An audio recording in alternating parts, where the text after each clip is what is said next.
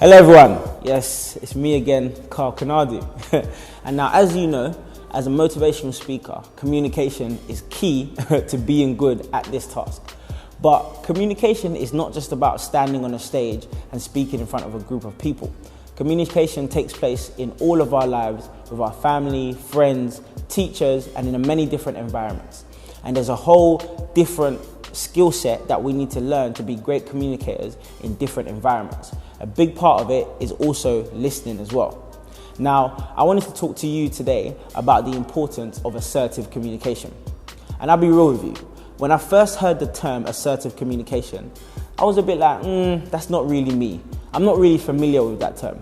And now I know you've been learning about it in your Spark workshops, but I also realized that when I read the breakdown of assertive communication that you've got in your Spark workbooks, I started to really see the benefits.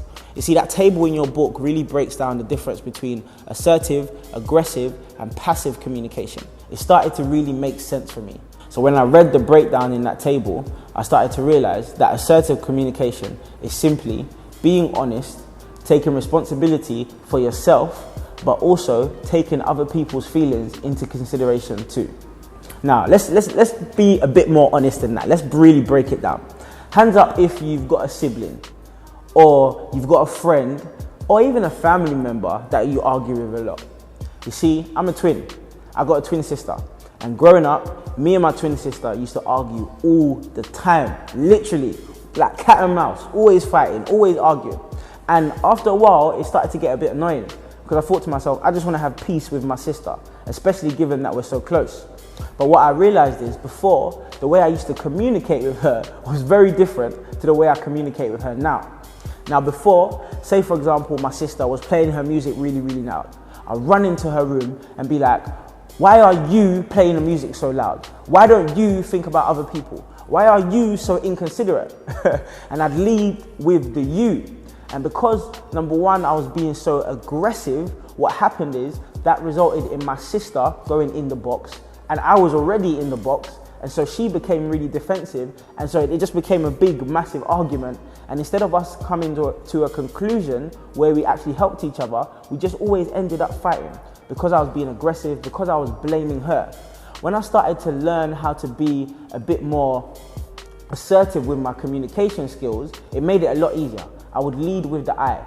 So instead of storming in and blaming her, instead now I'd say something like, I'm trying to revise. Do you mind turning your music down so I can concentrate a little bit better? A simple change from you to I meant that when I went in there, it wasn't arms house and a big fight. Instead, it was, okay, cool, I don't mind turning it down a little bit. And maybe we'd have a conversation. But when I started to do that a lot more, our relationship started to change quite a lot.